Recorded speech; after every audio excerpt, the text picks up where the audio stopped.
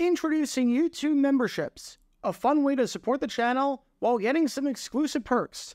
Click the join button to become a member now and get benefits like badges next to your name on videos, behind-the-scenes photos, advantages during the live trivia game, discounts on merchandise, private one-on-one video chats, the ability to request future video topics, and exclusive 8 to 10 minute videos on the history of the NFL. And now, on with our feature presentation. December 11, 2023. It's week 14 of the NFL season, and we've got a Monday Night Football battle on our hands under the lights down in Miami, between the Tennessee Titans and the Miami Dolphins. For the Dolphins, this is a big game, as they have a shot at getting the #1 seed if they win the rest of their games. But this game should be a cakewalk on paper. This is the least of their problems. They've won 3 straight games, having not lost in over a month. They're sitting at 9-3, and they're taking on the Titans, one of the worst teams in football, who are 4-8 and have lost 4 of their last 5, to the point where they had to fire their special teams coordinator leading up to this game. Heck, their only win since November was against the 1-win Carolina Panthers, which you can learn more about by clicking the card in the upper right corner. You enter this game as 13-point favorites, and you have a 27-13 lead with 3 minutes left in the contest. This should be no issue whatsoever. It would take a monumental collapse, the likes of which we haven't seen the Dolphins do in over 2 decades since the Monday Night Miracle against the Jets, for them to blow a 14-point lead with 3 minutes left to the freaking Titans of all teams. There is no way.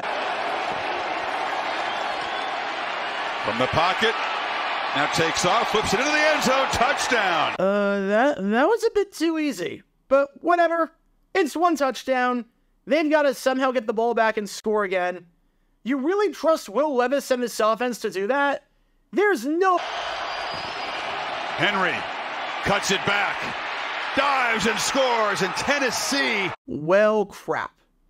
I don't know how this is possible, but you made Will Levis look like Tom Brady. You're really going to blow this game. You're really going to pull off one of the biggest collapses we've ever seen in Monday Night Football history. This is really happening. Alright, at least if you're this man right here, head coach Mike McDaniel, you've got the ball with great field position. It's not over yet. It's 3rd and 2. I know it says 3rd and 3, but it's really 3 and 2.5 at the 44-yard line. All you need is a field goal, and you've got 56 seconds left. Plenty of time. All you have to do is pick up the first down, and then you need maybe 1 more first down before you actually have a chance to score. No reason to panic. No reason to worry about the clock. No reason at all. Your running game has been great all game, so you can absolutely run the ball here, get the first down, and go from there. Clock's not an issue when you only need 20 yards in a minute. Just get the first down, get the 2 yards you need, and go from there. Achane goes in motion.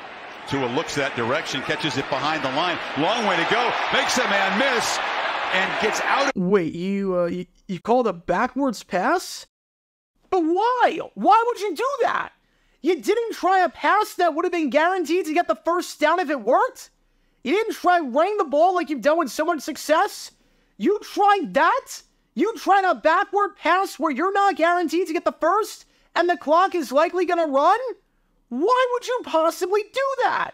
Is this mistake going to backfire on you? Of course it will. Of freaking course it will. Just roll the tape. We all know how this ends. Tua in traffic. He'll be brought down in Tennessee. Welcome to Dumb Decisions. Before I break down what happened here, this whole series is about taking an in-depth look at decisions made during games that were clearly awful from the start. This isn't something to look bad in hindsight. Rather, this is something to look awful almost immediately. These are moves where your gut instinct tells you right away that there was no way this can possibly work. And sure enough, your gut instinct was smarter than that of an NFL head coach. And for this one, we're taking a look at the mind of Miami Dolphins head coach Mike McDaniel. I gotta be honest, McDaniel is the last guy I ever expected to be on this series this year. If you told me of the 4 coaches that coached on Monday that I have to do dumb decisions on one of them, McDaniel would be the last guy I expected. He might have been the favorite for Coach of the Year entering this game. He had the Dolphins on cruise control for most of the season. The fact that he is on this series now is kind of insane to me. Because if you told me when the score was 27-13 with 3 minutes left that the Dolphins would not only lose, but that I'd be doing a video on McDaniel, I wouldn't believe you. Genuinely, I wouldn't believe you.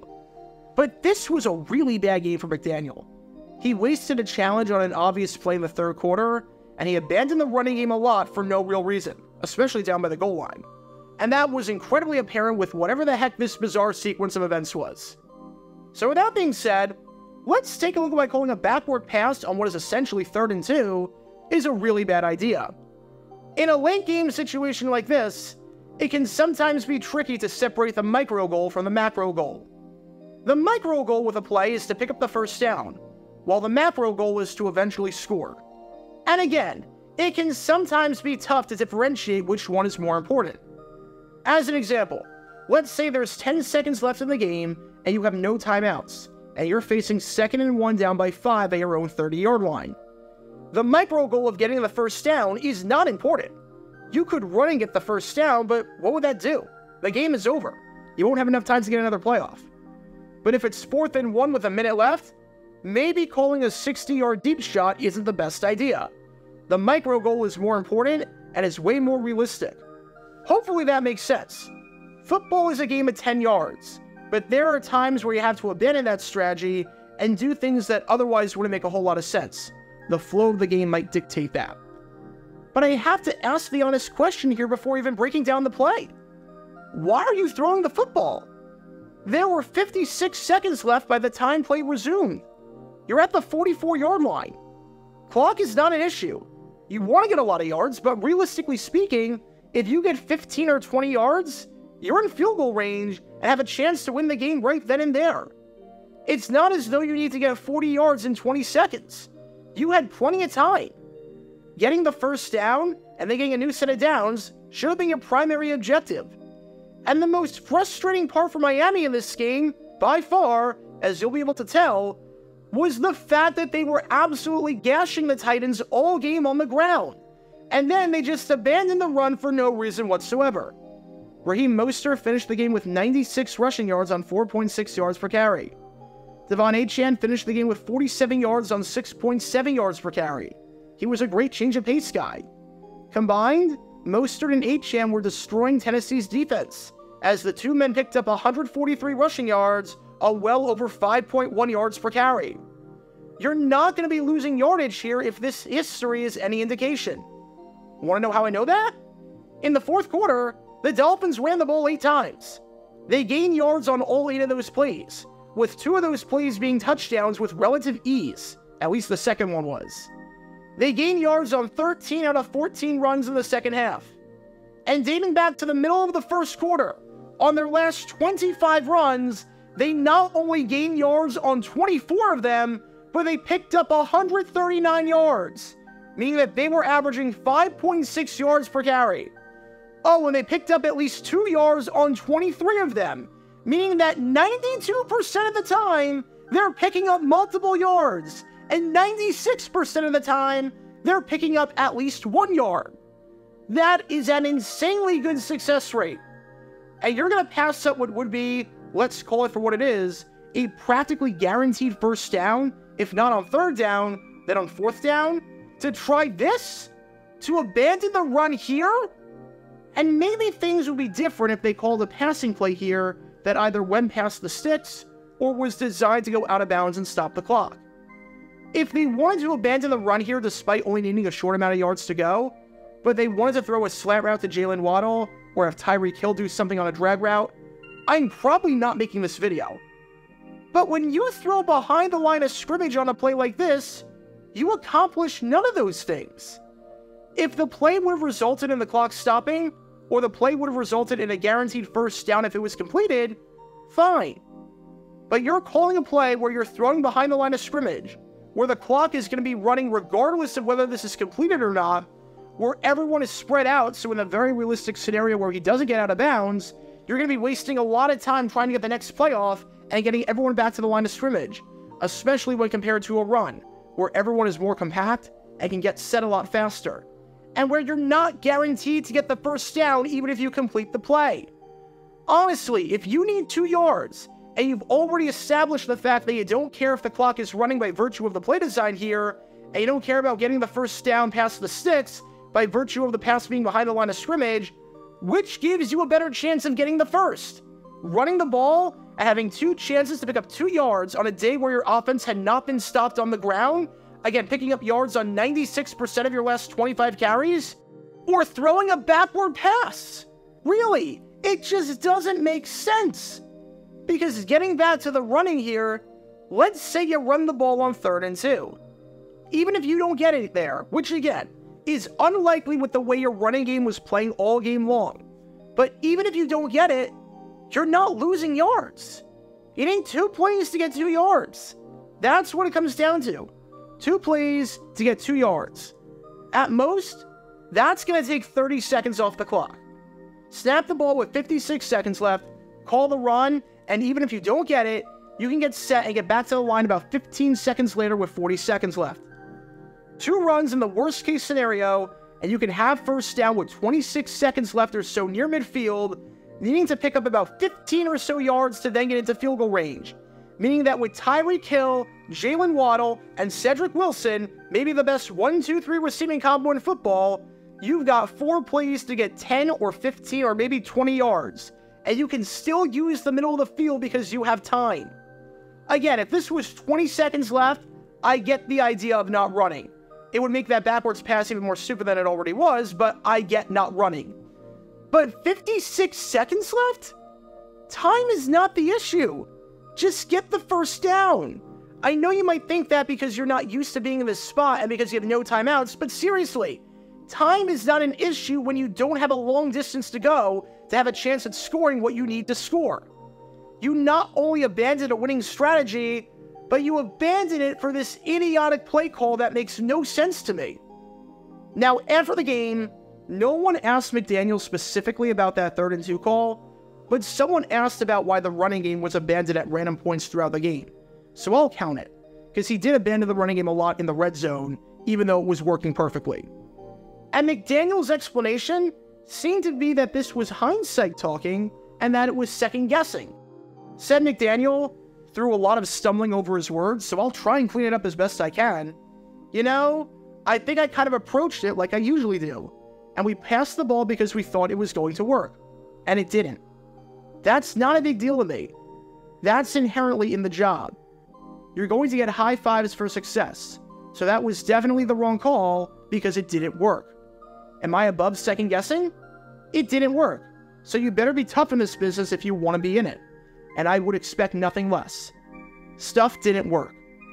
But that didn't address the crux of the issue. It really didn't. You're not being second-guessed just because it didn't work.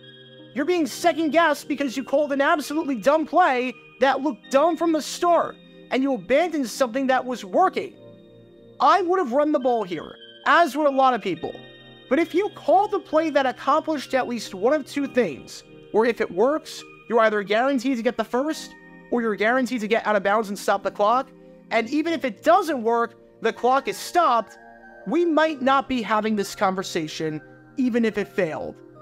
You called a play, though, where the primary target was not guaranteed to get the first down, and where the primary target was not guaranteed to get out of bounds to stop the clock.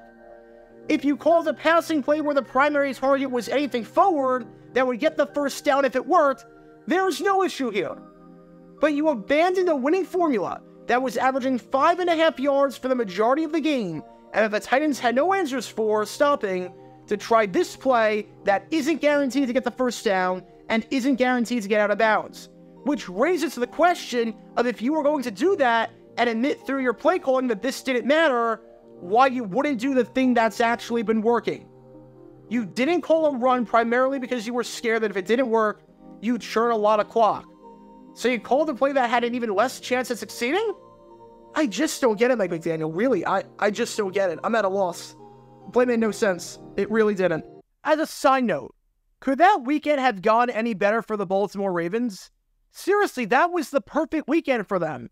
Even if I did feature them on Dumb Decisions, which you can learn more about by clicking the card in the upper right corner. They won their game against the Rams, and they had 3 other teams in the AFC fighting for the number 1 seed and leading their division. The Chiefs lost to the Bills, The Jaguars lost to the Browns, and the Dolphins lost to the Titans. The Ravens gained a full game on everyone for the number 1 seed. You don't see that this late in the season because it requires a lot of good teams to lose on the same week and you to win your game. But that's exactly what the Ravens did. It was a perfect week for them, and it's partly because Mike McDaniel called the worst play ever in this spot. So what do we learn from all of this? If you have a winning formula, don't abandon it unnecessarily. If the clock is not an issue considering how many yards you need to score, you can use your full arsenal when appropriate. If you need 2 yards on 2 plays, and your running game has been playing lights out and has been doing that all day, then trust your running game, especially if the clock is not an issue. And if you really care about getting the first down in a guaranteed manner that will stop the clock if the play doesn't work, then don't call a passing play that is the exact opposite of that, especially when you had a much better and much more successful option right in front of you.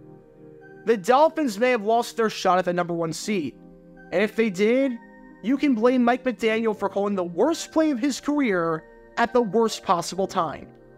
Because when all of these elements are in play, you can't exactly be surprised when this play backfires.